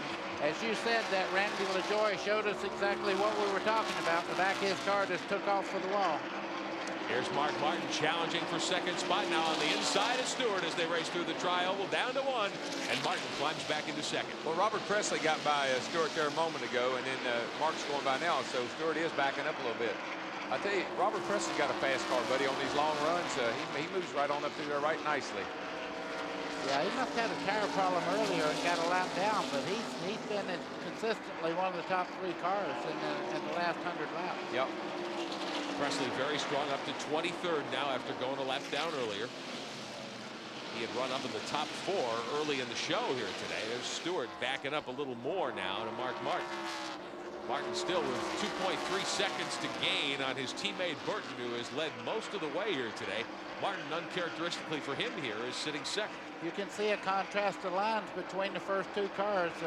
Right now, a lot of the cars are running around the base of the racetrack, which Mark Martin's famous for. His teammates running a little bit higher, which is the best we'll see later on in this run. Well, I'm sorry, Rich. Go ahead, tell us what you wanted to tell. No, it just saves the tires a little bit. If you're fast, car's handling good, he can move up the track a little bit. It's easier on the tires, so that's maybe be all. He's just conserving a little. A couple of guys who had good runs going today. The 17 of Matt Kenseth. He is 5th, chasing Mike McLaughlin in the 34, who is 4th, and Kenseth turning in another good ride. Steve Burns. Yeah, Rick, just heading back from the back stretch, talking to Phil Parsons. Talking to Robbie Reiser earlier this morning, he said the car was just a little bit tight, but that Kenseth was happy with the car. They've obviously adjusted on it and has got it just the way he wants it. Let's go to Glenn Jarrett. Yeah, Rick, you were talking about the job Matt Kenseth has done. He's doing a great job. He's in 5th right now, and he's closing on McLaughlin and Stewart. Matt started way back in 27th, but I tell you, this kid has really come on strong. I think he's going to have an opportunity to win a race before this year's over. I'm impressed by him. Had some good runs last season when he came on board partway through the 1997 campaign. Certainly showed everybody a lot at Daytona last week. I like his car number. Do you? Yeah. I thought he borrowed that from you. Well, not exactly. It is a number to pay close attention to, certainly, for all of us. Matt Kenseth riding along nicely in 5th spot. Here's your leader, the 9 car, Jeff Burton, coming up on 150 laps on the board in a couple of moments. Everybody just waiting and watching to see if they'll be needed the rest of the day. We'll be back at the Rock. And we're back at Rockingham. The cars are in the pits after a caution flag. Big problems for Jeff Burton. They had a great pit stop going. When they got around to the left rear, something happened. They couldn't get the left rear off. He lost about 5 spots. He come out. Tony Stewart beat everybody out. Jeff Burton lost 4 or 5 positions. Well, there is Burton back up on the speedway. We saw a tire had gotten loose there down on the apron coming off of pit road as well. Somebody will have to go retrieve that as we take a look at Mark Martin, who should be able to restart in 2nd spot behind Stewart. We're going to show you how the caution came out here a few moments ago, just as we were going away to commercial. Trouble for Brad Loney in the 45 car up in turn 3. Yeah, if you to back this up a little bit for that white car on the down on the bottom of the racetrack there, he was coasting into turn 3, and Loney here on the outside clipped him as he went down into turn 3, or whichever way it went. I couldn't tell. The car on the bottom there was Hank Parker Jr., the white car. And it looked like Parker had gotten into the wall maybe off of 2. It slowed, and 45 clipped him going into turn 3. Steve Burns, does this set up Mark Martin for another run to the front? Well, it could, but I'll tell you who had the best pit stop down here, and that is the 17 of Matt Kenseth. When he dropped off the jacks and popped the clutch out, his team was high-fiving, jumping up and down. Kenseth goes out in the 3rd position. They just crushed their pit stop. Mark Martin on the scoring monitor we see is 6th. Let's give a call to Elliott Sadler's group there. The number 66 has also moved up there just in front of Kenseth. 152 laps on the board. There'll be 45 to go next time around, and this could be a dandy. Stewart will be your restart leader. Sadler, Kenseth, and Jeff Purvis will be the first 4 when we come back for the restart. 43 laps remaining at the Rock on Saturday. Great to have you with us on TNN Motorsports for the 50th anniversary season of NASCAR, the NASCAR Busch Series. Tony Stewart will lead us back to the green flag for the restart. It's going to be sighting. It's going to be real sighting right here, buddy. It already is. They're 3 wide getting into 1 there. We're going to Vegas next week, and, buddy, we just got dealt a whole new hand of cards right here. So there's a bunch of players that haven't been in this play here before. Tony Stewart better make it count right now. He's out in front right now. Blaze Alexander's holding up a little bit, Elliott Sadler as they come off turn 2. Look back in the pack here, though. You think these guys aren't going at it? Hey, it's showtime, buddy. These guys know it's got 40 laps. That's about what these tires feel good for, so should be great. On board with Mike Stefanik. Earlier, a look with Shane Hall as he rides back in the pack. Stefanik making his first Busch Grand National start today after winning 2 championships last year in the Featherlight Modifieds and the Busch North Series. Down into 3, your leader is Stewart. Elliott Sadler in the 2nd place there, the 66 car running very, very well. If anything, he's catching Stewart just a little bit every lap. Elliott Sadler very, very strong late in the going. Steve Burns, are they happy down on pit road? Yeah, you bet, Rick. We heard crew chief Sandy Jones say that the longer they run, the better they are. So if he's not real close right now, chances are he will be closer towards the end. Boy, he is dogging Stewart hard as they come out onto the main straightaway. Yeah, but I tell you, that Burton car, he's passed them high, he's passed them low. He's just coming to them and blow them right by them. Roush cars did not fare well in that last round of pit stops. Let's go to Glenn Jarrett. Guys, in addition to what Steve Burns reported on Elliott Sadler, they have been adjusting the track bar on that car all day. They adjusted it to 2 more rounds that time. They finally may have it to where Elliott wants it. Man, he is flying. In the meanwhile, you're talking about Jeff Burton. They're confident they can get back to the front. They're just telling him to take it easy, save a little bit for the end, but he doesn't have a whole lot of time. Burton at the moment sitting in 6th spot. Martin, his teammate, who has been such a dominating force here in NASCAR Busch Series competition, 1 spot ahead. There's the 60. Martin right now in 5th. Burton is 6th. Directly in front of them, Mike McLaughlin, who is a factor as well. We'll show you a little bit further back. Look at the scramble, a little deeper in the pack. Jeff Purvis now moving back a little. We've got Mark Green, Dale Earnhardt Jr., Randy LaJoie. This is for 10th, 11th, 12th, 13th, and 14th. Looks like 3 wide, maybe coming off 2. We ride with Randy LaJoie. That's why there's never a wasted shot when you're covering auto racing. They're racing as hard as the leaders, every bit as hard. Right now, moving up a spot in the national point standings, it means a lot to these guys. Dale Earnhardt Jr. has been strong today. He's riding 12th right now. Randy LaJoie and Dick Trickle, they've been together on the racetrack most of the way, fighting for 12th and 13th behind Dale Jr. I tell you, I just can't get it. I can't keep it. Personally, I'm watching Jeff Burton because that is one show right there. He's just going high, he's going low, he's just putting it on. I'm watching Earnhardt Jr. just like everybody else. A little smoke coming off the left front tire. Got a little fender rub there. Nothing to worry about, I don't think, at the present time. But he's back by LaJoie and moving towards the front. Mark Green is 9th. This is for 9th through 12th positions on the racetrack. Now as the laps wind down, 36 remaining. Your leader remains Stewart. There's Dale Jr. right behind him, the champion LaJoie, 11th and 12th. Mark Martin, we go in car with a Winn-Dixie Ford right in front of him. Jeff Burton has gotten by now, so they've swapped spots. Burton is 5th, right behind McLaughlin, who's 4th.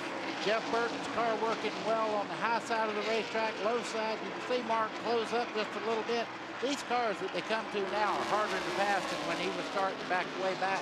He's up there with cars that are running very, very well himself now. Boy, he can do it, though. Golly, that thing is fast. That just makes me feel good when I see a car handle like it. It makes me want to get out there and drive. Burton to the inside of Mike McLaughlin, whips by Magic Shoes to grab 4th spot. Here comes Martin with him now. Martin on the low side. We take you back inside the Winn-Dixie Ford. McLaughlin able to cut him off for the time being. McLaughlin on the high side. You're looking into turn 3. You can see Mark Martin look right back on the bottom, trying to get that edge, coming up out of the corner, draw even down the straightaway with McLaughlin on the outside.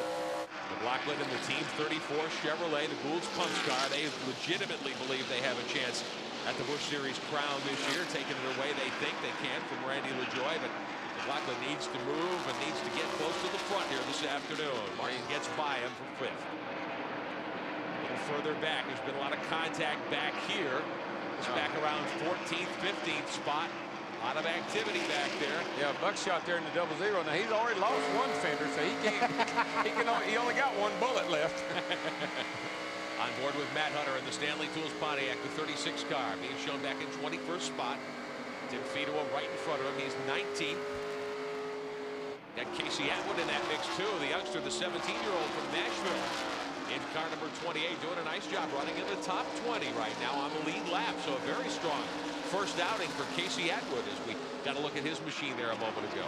What he's learning most about is experience around the racetrack. That'll pay off in years to come. A 20th place finish will be wonderful, but what he's learned today, you can't put a value on that. Robert Presley now with Shane Hall trying to get by. Presley, we documented how he had run up front early, had problems. He's very fast, but he is not yet up with the lead group, trying to get back and has gotten back on the lead lap. Pull down. I see Casey Atwood. He's meeting a sandwich there down the front straightaway. There's Atwood, Hutter. There's a bunch of rookies right there. Shane Hall, the young guns, really working hard here today to pile up that experience and not pile up in the process. There's Andy Santerre off of turn 2. He has struggled today and has fought back. He is quick at the moment. Andy Santerre in the 47, running 25th. Laps winding down, coming up on 170 on the board. There'll be 27 to go. Your leader, Tony Stewart. He has been very strong. Glenn Jarrett, what do they think down on pit road? Well, Rick, Joe Gibbs owns this car now. He bought this team from Bobby Labonte at the end of last year, and Joe just came to me and said all that trouble, all that traffic that Jeff's in is exactly what they want. They told Tony he needs to get as far ahead as he can. Burton has been about 1/10 of a second quicker all day, but we're clocking it right now, and Tony is actually adding to the lead right now. Jeff Burton is reporting his car is a little bit more tighter, a little bit tighter than he wants it right now, so things looking real good for Tony Stewart. As I told you at the top of the show, this is only his 16th start. He's looking good for the win right now if he can hang on. Darrell, as you well know, you've dominated races here. Once you get out in clean air and you're running the racetrack the perfect line around, there's a big difference in how you drive the racetrack. Tony Stewart's proven by himself he's as good as anyone. This is a track where you can slow down and go faster. Back off early, get back on it sooner. And you have the luxury of doing that when you're in the front. You don't have to charge the corner. So that even makes you pick up speed, and you say I'm backing off, but you're going faster. And that's the way this racetrack is, and that's what's working for Tony right now. 25 laps to go. Your race leader is Tony Stewart in the Shell Pontiac. His best career finish in the NASCAR Busch Series, a 3rd last October at Charlotte. Maybe his first win will come today. We'll find out. Back at North Carolina Speedway in Rockingham, North Carolina. Beautiful Saturday afternoon for NASCAR action on TNN Motorsports. The GM Goodwrench Service Plus 200. The NASCAR Busch Series. Second race of 1998. Tony Stewart making just his 16th career start today, and maybe his first win. He has Mark just blew back by his teammate there, the 9 car. I don't know if something's happened to the 9 car. Let me tell you, Tony Stewart's got a comfortable lead here. If there's a wrap on that kid, as far as I'm concerned, I've seen him blow it in the last 4 or 5 laps of a lot of races. I'm anxious to see if he can pull this thing off. The one thing I'm concerned about, Tony Stewart has an open racetrack and proven he's very fast out there by himself, but lap traffic is going to be a main factor before this thing's over. Yeah, and look at Roush and Roush's 2 cars racing each other. Now, Mark just pulled over and let Jeff go back by. Glenn Jarrett, what's going on down there on the Roush pits? Well, one thing, Rick, is Jeff Burton has reported, as I said a while ago, his car's pretty tight. And I think what they were trying to do was to see if running nose to tail together would make them any quicker. It didn't make any difference, so they just let Mark pulled over and just let Jeff go back by. But Jeff's car is a little too tight right now to make a run at Tony. Yeah. Mark's car is actually better than Jeff's now. I think he's drove the wheels off of it, is what's wrong with it. You see Elliott Sadler in the 66. He's running third. These 2 cars, the 2 Roush machines, are 4th and 5th. Jeff Burton has been the dominant car here. Yeah, Stewart's pulling away a little now. Here comes Mark Martin on the bottom side again. They're going at it, man. I'm going to tell you right now, I think what they're doing flip-flopping to see who is the quickest now in traffic. Yeah, well, Mark's quicker. I can see it. Mark can run the bottom now, and Burton can. And so I think that's making Mark's car a little quicker. If one of those 2 Fords is going to have a shot at Tony Stewart, they need to show it darn quickly, because we're coming down 15 to go.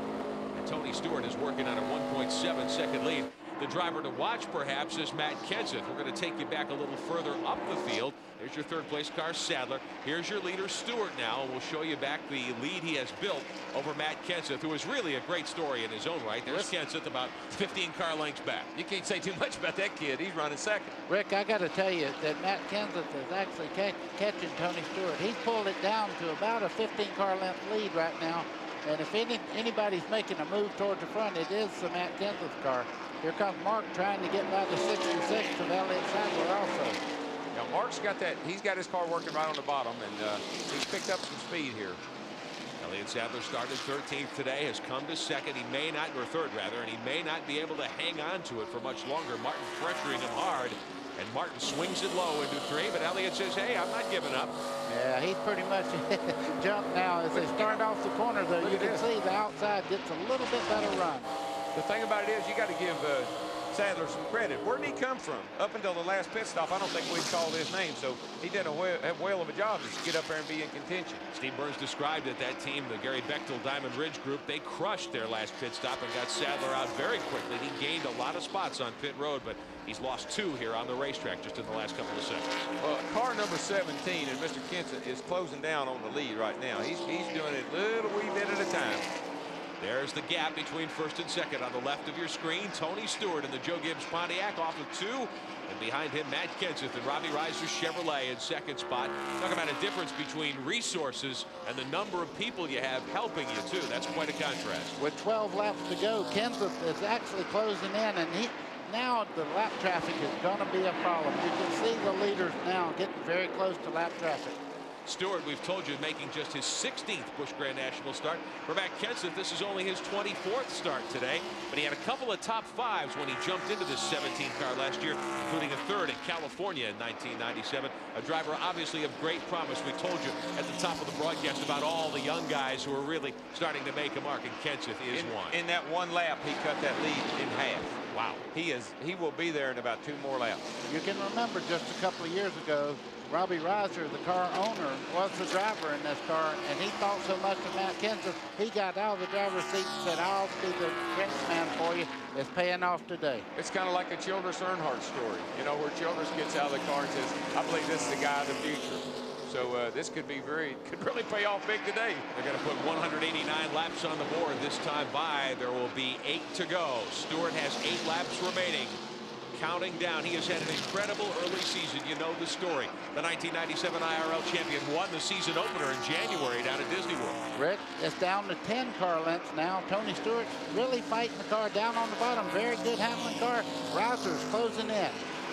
2 of the young stars we talked about at the top of the broadcast today, as Darrell, as you've said so many times, getting there is one thing. Getting by is something else. I was thinking the same thing. He's going to catch him, but I don't know if he can pass him or not. That last picture you were looking at, that was Joe Gibbs, the car owner of the 44 car there, of Tony Stewart. He's watching him like a play off the line. Yeah, and here's what's going to happen. Look ahead of the leader. Must be about 8-10 cars are coming up on here real quick, and that's going to be a big factor. A moment ago, we showed you a battle a little further back for fifth. Elliott Sadler and Mike McLaughlin. What's the situation in Elliott Sadler's pit, Steve Burns? Well, in that last pit stop, we said that they were going to be better on a longer run. They made a track bar adjustment, as Glenn Jarrett said, but our speculation is wrong. He has actually become very, very tight to where he can't turn the car.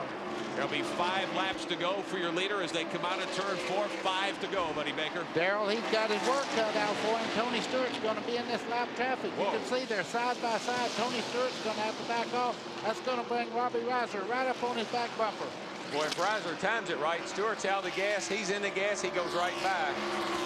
Stewart to the inside. He'll use Shane Hall as a cover car down into 3. Look at Kenseth in the 17. That's the battle for the lead. 4 to go as they come off of 4. Less than a car left down the front straightaway. Reiser looks to the outside. They're in heavy traffic going into turn 1. Kenseth just biding his time for the moment as they race into 1. Stewart a lane high. He's got a lap car in front of him. Jason Jarrett moves over, lets the leaders through. Stewart wiggles off of 2 a little bit. You see him giving the hand signal. Let me on back on the inside. I'm running well on the lower side. The lap car backed off and let Matt Kenseth to the inside of the racetrack. Stewart's a little quicker down the straightaway. Reiser's handling a little bit better. That may be the difference. 3 If he can get under him off one of these corners, he might be able to get him, but it's going to be awfully hard to do. 2 young lines. Yeah, really, right now, 1 mistake, and you're back in second place to Tony Stewart. I saw a commercial the other day for Pontiac said wider's better. I think it's going to pay off today. Here comes Kenseth. To the inside, looking for the lead. 2 to go. Stewart's got a little bit more straightaway speed. And he's cutting him off just a little bit, but that won't work. Cut under him, Ronnie. Cut under him. Come on, coming up on lap traffic. This is for the lead. Kenseth, they rub. Come on. There's your first donut on Tony Stewart. You can see that 17 there fighting very, very hard. Kenseth on the inside. Oh, he got the lap traffic's going to put him back. Kevin Grubb on the low side. White flag. This time, Tony Stewart over the stripe. Less than a lap to go into 1. Boy, that's insane. That lap traffic was the difference. Joe Gibbs taking a look. Stewart with a 2-car length advantage down the back straightaway. The IRL champion. His 16th career Busch Grand National start. Just joined this team a year ago. This could be his first win. Look at this. He gives him a little assistance. He's got him. He's got him. To the inside. He's going to get him. He's going to get him. Matt Kenseth wins it on the lap straightaway. He got him. Matt Kenseth for Robbie Reiser's team with no sponsor on the back quarter panel other than a thank you to Lycos for last week. Takes his first Grand National victory. What a race. Man, that was beautiful. Here's a battle a little further back in the pack for 15th, and Buckshot Jones may have taken that spot. Buddy, did I tell you what a great driver I thought that kid was? Ooh, I'm telling you, he just touched him enough to get him offline a little bit. Not enough to wreck him. Hey, that's hard racing. That is not. Jeff Gordon do that to Rusty Wallace there at Bristol, ladder lap. That is a case of want to win right there, boys. I'm telling you, that was exciting. There's Jack Roush giving him a thumbs up. Jack Roush's group helping Matt Kenseth and that team a little bit now, and very pleased Jack Roush is to see a driver he's got high hopes for come to victory lane. Yes, Jack's happy. 17-1, I'm happy. Hey, maybe that's an omen for tomorrow. It could very well be. Matt Kenseth, a very excited young man. For Tony Stewart, who has won so much in his young career, a disappointment, but he'll be back and he'll have many more days of glory in NASCAR racing in the days to come. For Matt Kenseth, his first win. Steve Burns on pit road. Here we go. With Robbie Reiser, here comes the donuts. Robbie, how do you feel?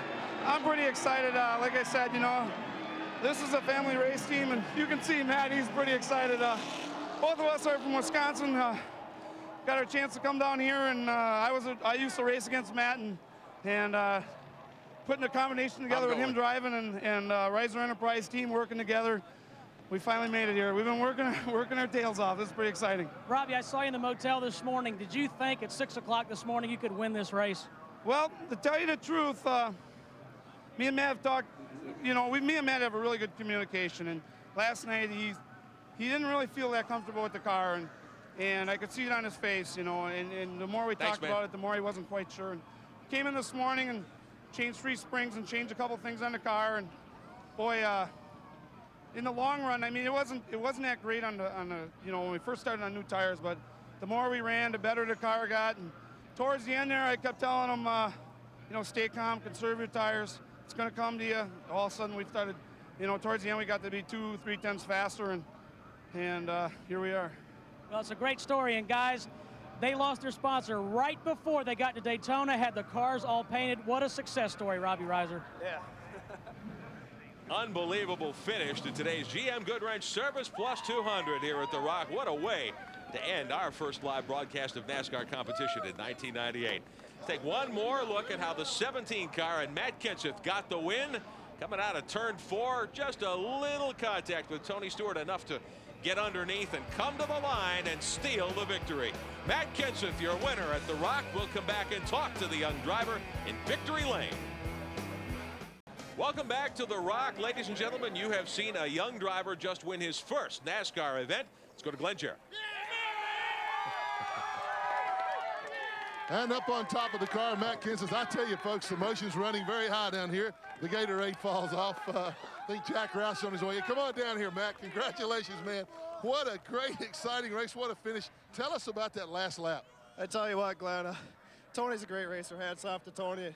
Got a little touch and go there at the end, man, but we need to win the race. We don't have a sponsor in the car. We're looking for a full-time sponsor. Rides or Enterprise are the best, boy, man. They're an awesome race team. Got a little touch and go off there, too. A couple lap cars got in the way. I had him beat there, and he pitched me off with the lap car. And I just nudged him a little off forward, but hey, sometimes you got to do what you got to do. We asked the question of Carl and Robbie Reiser just a moment ago, Matt. We're going to ask you the same question now. Going into the race this morning, you knew you had a good car, but did you think it was good enough to win? Heck no. I thank Jack Roush and Robbie Reiser and everybody for all the support and technical support they've been giving me. They made some great decisions on the car this morning. The thing was flawless all day long. I want to bring Jack into the picture right now. Jack, we've already commented that you're giving some help to Matt, and tell us your thoughts on this young man. What a job. Well, it was all in Mark's say-so. You know, somehow Mark felt that he had gone through the same kind of a process that he had, and said that when he was Matt's age, he was able to do or wished he could do what Matt could do, and that we should give him a chance. So we've been trying to help. We haven't helped as much as his team has, but we've done all we could. I'm going to ask Matt one more question now. You're going to get calm down here a little bit. You're going to talk to the crew, then going to celebrate a little tonight? Oh, probably, man. We just kill our pit stops. The guys have worked so hard all winter on their pit stops, and me and Rob have been going to the gym every day to get in shape, and we thought we had all the bases covered when we came in this year to try to seriously run for the championship. And Robbie Reiser, my team owner, crew chief's the greatest. He believed in me and stayed with me. There was a lot of drivers that had sponsors with him that wanted to drive this car, but Robbie believed in me, and it's paid off. You made everybody a believer now, Matt. Congratulations again. Go celebrate, man. One of those rare NASCAR drivers you'll see with nothing on his uniform. They are in search of a full-time sponsor. This is the last lap. What a battle. Stewart in the 44-year leader. And here's Kenseth with 1 to go as they come down the backstretch. With 1 to go, he served notice it's going to happen again pretty soon. I need to win badly. They head off in the corner. Stewart's fighting hard on the outside there. Kenseth looked like he had him pretty much underhand there, but he didn't. You see on the outside there, the 44 Stewart going back into the lead. But coming off the last corner, hey, he wanted to win bad. DW commented on last year's race at Bristol in the Winston Cup Series when Jeff Gordon kind of moved Rusty Wallace out of the way with a similar move. It does work coming off of turn 4. Yeah, he just touched him enough to get him offline. It was not anything intentional to create any problem, just enough to move him. Young driver who gave a great accounting of himself today comes home second. He's with Steve Burns. Tony, an exciting race. Unfortunately, you were second, Matt Kenseth first. Describe that last lap. Well, you know, just went into 3 and 4 like we had for 196 laps, and on the exit off of 4, he got into the left rear and got us loose to where I had to get out of the gas for a second. That's all he needed to get by. Great race. Yeah, thanks. There is a driver who does not take finishing second very lightly. There's the move Kenseth made coming off of turn 4 to swing underneath Tony Stewart and come to the line and beat him. Matt Kenseth, your winner at The Rock. What a terrific start to our live coverage this year of NASCAR action here on TNN Motorsports. Back to tell you more of the stories of today's upfront finishers when we return. Welcome back to Rockingham. A reminder, you can check out NASCAR online before, during, and after the race at www.nascar.com. Your 24-hour NASCAR Garage Pass. All the information you need. Full coverage, of course, of today's GM Goodwrench Service Plus 200 here at the Rock for the NASCAR Busch Series. And tomorrow's GM Goodwrench Service Plus 400, which we'll be bringing you live on TNN Motorsports. And don't forget, you can also race into the all-new and official store of NASCAR. Visit NASCAR Thunder, now open in cities everywhere. For locations and information, there's the phone number, 615-883-7000, Monday through Friday. Quite an afternoon of action. The NASCAR Winston Cup stars ready to come out for happy hour. But before we look at that, let's talk to the driver who finished 5th today, Steve Burns. And Mike McLaughlin, the highest finishing Busch Series regular. Mike, you had a tough start at Daytona, but a good run today. We had a good day. We were consistent. We were a little bit better on the long run. Needed to be a little bit better quicker, but happy for everybody that supports Gould's Pumps, all the dealers and distributors. They make this program what it is. Without the opportunity, I wouldn't be here. And I want to say hello to my family. Our aunt passed away, and love you. Mike, I know you guys really want to make a run for the championship. You wanted to win the race, but this is the type of finish to win the championship. You have to finish. That's where Randy and Todd were both really consistent with their finishes last year, and they kind of pulled away from everybody in the points chase. We know we have to do that, but at the same time, we want to win races. You know, if we can continue to improve each week, get a little faster, but keep that consistency, hopefully we'll give Randy a run for his money. All right, thanks. Let's go now to Glenn Jarrett.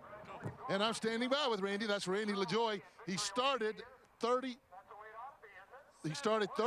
I'm sorry, and finished 7th. Pretty good run. You got to be pretty well satisfied with that. And these guys are talking about taking that championship from you.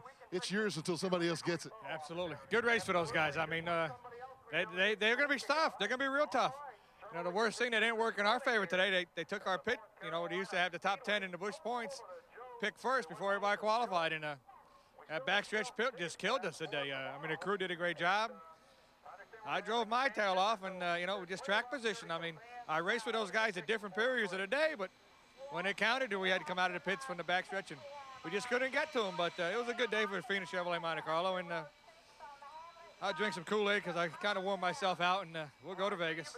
A question for you, Randy, talking about that qualifying procedure now. Will that make you guys, since you don't have that guaranteed #1 spot, will that make you guys concentrate that much more on qualifying now rather than on race setup? God, I sure do hope so. Because I mean, it hurt us today. It killed us today. And we're going to have to pick our packages up. You know, we never really put an emphasis on qualifying. We always come out here and did long runs and tried to get the car as good as we can for the race. But we're going to have to give up some of this race deal so we can get on that front stretch and get a good pit stall, because we did the best we could. I mean, from 37th to 7th. I mean, we had a good day. He did have a good day. It's a hard day's work. We'll let him get a little more refreshment now. And as he always likes to remind us, he's taking tomorrow off. Here's Steve Burns. And with Elliott Sadler. Elliott, you ran as high as 2nd, then you guys made an adjustment on the last pit stop. What happened? You went backwards. Well, I think those last set of good years we had on was just a little bit too tight, probably a tighter set than we'd had all day, and the car gave away on us at the end. But man, this feels like a victory for us. We've always struggled at this racetrack, and after the bad luck we had last week at Daytona, it seemed like nothing was going our way.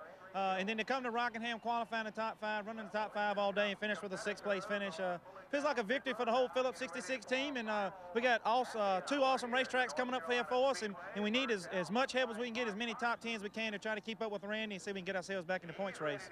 Elliott, we just talked to Mike McLaughlin. This is the kind of race to win the championship. You've got to have those consistent top 10 finishes. Exactly right. You know, it's hard to come to these racetracks and win. I'm glad to see Matt Kenseth get his first win, but it's tough to win against Mark Martin and Jeff Burton and a lot of those Cup guys. So to be able to come here and come away with a top 10 finish in the car in one piece and get ready for that long road trip to Vegas, we feel like it's a victory. And our guys had awesome pit stops. They've been working on that a lot, and it paid off today. Nice run, cool shades. Thank you. Thank you. Elliott Sadler recalling that last year his teammate at Diamond Ridge, Jeff Green, won the Busch Series event at Las Vegas. 2 races complete, point lead tie between Matt Kenseth and Mark Martin. Now, Mark will not run the entire series, so Kenseth really with a 29-point lead over Randy LaJoie, Buckshot Jones, and Jeff Purvis the rest of the first 5. And Jeff Purvis should be able to compete the season long as well. Mark Green, another driver who put together a nice run today. Let's go to Glenn Jarrett. And I was talking to Mark Green here. He was asking me about my family. I don't know anything about my family, man. We're going to talk about your family. First of all, great job today. You guys had a little bit of trouble maybe on a couple of pit stops, but had a good race car. We had a good race car. K-Tech Motors really helped us out this year. Kenneth Campbell, as crew chief, come on and had a good car at Daytona in the race and here today. But we had a tire knock a jack off, and the car fell off the jack. Really killed us. No fault of anybody, but that put us so far behind, Glenn. We just couldn't get back up there. You know, the harder you run, the worse you get. So ninth place finish is good for us. It is, Mark. And one thing we were talking about during the telecast, we were commenting on the problem you had there, how well the car was running, is what we're seeing in Mark Green. You've got a lot more confidence. You've got experience now. And you guys got to feel like you're going to be capable of winning a race here before long. I think we can. We'll just have to keep on plugging and do it. But I think we can. Getting a year behind me last year really helped. Getting a good motor program with K-Tech. And we've got a real good leader now, Kenneth Campbell, that came on board this year. And the sponsors are sticking with us good, Timberwolf. And we just got all the ingredients. We just got to get it dialed in, and we'll be there. I'm sure they will. Best of luck to you next week in Las Vegas. Thanks for taking time being with us. Mark Green with a nice run to 9th today. Ran up in the lead group most of the afternoon. Beautiful afternoon at the Rock. The NASCAR Winston Cup car is ready to come out for happy hour. There's a look at your top 10. We'll be back.